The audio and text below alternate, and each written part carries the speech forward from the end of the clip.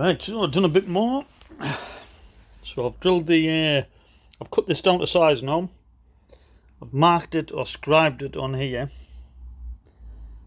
So that's basically the depth that needs to go in there before it gets welded, which allows pretty much a 5mm protrusion on the end to weld underneath as well to this main bar. Remember, there will be another 30mm box section going through as well, and again I'll drill through that.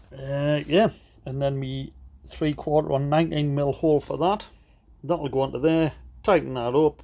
Yeah, that's on a spring washer. I'll probably put another washer on as well before the spring washer, and then once that's tightened up, cut the excess off. I might even get them to drop a bit of weld on the bottom of that as well, so that bolt can't come off, because basically once it's on, yeah, other than that, that is it. In fact, to be fair, I could probably just drill the hole, cut it off, and they can just put a bit of weld on the bottom. It would make it probably a more finished profile. I don't know, we'll see, rather than having a bolt on. But yeah, that is it. As easy as that. So I'll take it to work and they'll just weld that up for us, so it'll be done for nothing. Take it down to the energy from waste plant. They've got a fitter section there, which I did forget about, to be honest, but I didn't expect a quote of like 240 quid just to make this. This has cost me, I mean, I'd already bought that was only 9 quid anyway, but for that metal there, that box section, 30mm box section, I think it was about 6, and 6. Yeah, so 18 quid. I've had to pay another 4 or 5 quid each for the drill bits, a 12mm and a 19.5mm to go through here. So, you know, the 18, what? Oh, doing the maths, just call it 30 quid. 30 quid instead of 240. And a little bit of perseverance and working out, but yeah, happy with that. No doubt I'll show you the end result when it's all squared away, painted up, and sitting on the back of the bike. Dilly dilly. Right, while I'm waiting for the spark plugs, there's something else I purchased. The GL Pro DS Series G2. You may be wondering what it is. Well, I'll tell you. It's a gear position indicator. For all, the Goldwing is a fantastic bit of kit, and obviously of its age, it didn't come with anything to tell you what gear you're in, so you had to remember. Now, for those that ride bikes will know, it's quite a handy tool to have, to know what gear you're in, because if you forget, you can end up approaching a corner or a hazard in the wrong gear. Yes, so it is quite a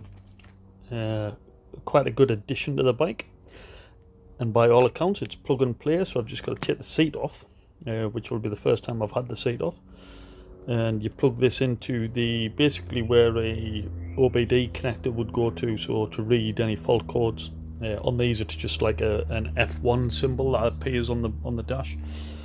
I don't think it's involved a diagnostic as a car, but anyway, that's simply all you do. Plug it in, and then you've got your display. It tells you what gear you're in. Costs a bit of money for what it is, but as I say, it is a valuable asset to the bike. My biggest problem will be, because I've got my OCD, is where to place it. But I'm sure I'll find somewhere quite magnificent. Anyway, let's plug her in, see how it goes. Okay, so the seat is off. There was a pouch here. Just pick that up, and then we can see there we have a couple of cable connectors in here. I don't know what that one's for, but it's not connected to anything. That one's not connected to anything, and neither is that one. Must be for optional extras. I know one thing, no speakers in here, and there should be. However, it's this red connector here that we're after, and then we need to just disconnect this, which I'm guessing, just pull up on that clip there, clip, there we go. So that basically takes the cap off. So that's what you'd plug some sort of code reader into, by all accounts. Let's see what happens with the old plug and play. So we're plugged in, and let's see what happens. Ignition on. Can't start the bike up, by the way, but it shouldn't matter. I don't know how it'll. So it's done a bit of a countdown there when I switch ignition on. Flashing L, don't know what that means. But let's try and change the gear, see if it does it. It looks like the engine must be need to be started. It's a good sign, it's doing something. Once I get the spark plugs in, yeah, we'll see what happens with that one. Right, while I'm waiting, I might as well try and route this, so I can find out where I'm going to mount it. Dilly. Right, so we have the new spark plugs. All 6 for £12.50. Winner chicken dinner. So we can see there's the old spark plugs and there's the new, just as a little bit of a resemblance. When you pull plugs out, you know, they can look relatively new, which, you know, on first glance when I saw these I thought, they've been replaced as part of the process of elimination of the person previous to me trying to sort this misfire. But it would appear that the simplest things they haven't done. So to that end, we just need to do a bit of gapping. If we don't gap these correctly, it puts extra strain on the coil, and again it can make the bike run improper. So it is important that we have the correct gap, which on these it's between 1mm and 1.1mm.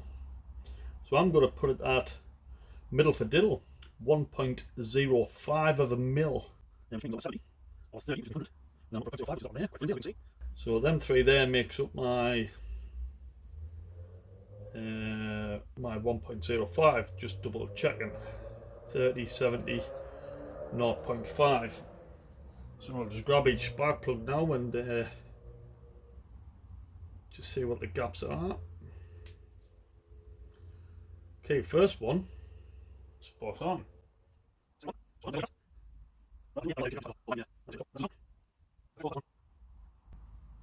Good as well. Right, none of them needed gapping, so we'll get these installed and start the bike. Dilly. Right, spark is fitted. So moment of truth. Leave that up there, see what happens. Here we go then. Put in neutral.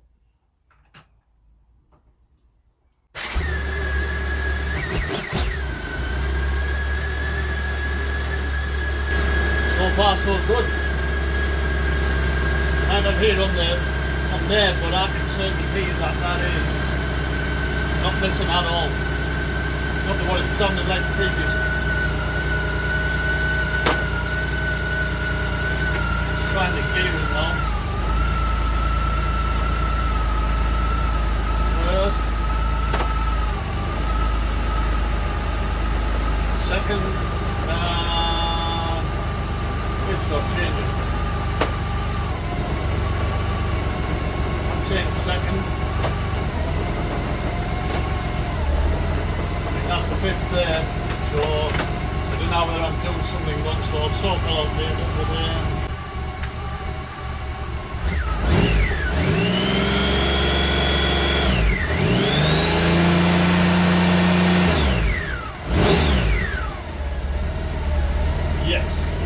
fixed. Absolutely fixed. Fixed. Well, just been out for a test ride, and although it was raining, I'm pleased to say she is running an absolute dream. Spot on, just like it was in Northumberland really, but no doubt the spark plug was just on its way out, and started giving some intermittent issues. So happy days. Went from thought I'd fixed it to no fix to fixed again. So I'm quite confident now that that is it. So this is the end of that session. Dilly. So one thing I did forget to mention was the the gear indicator. So I had it plugged in on my little test ride there to see if it functioned correctly, and guess what? It didn't. plug and play my ass. Said I was in 5th gear all the way there and all the way back. Refund, dilly. I might have to eat me words. In fact, I might have to read the words, because there is actually a learning program. So it isn't just plug in to the bike and away you go and it's done. You do have to program it in terms of some crack here, like. So L means it's in learning mode. Yeah.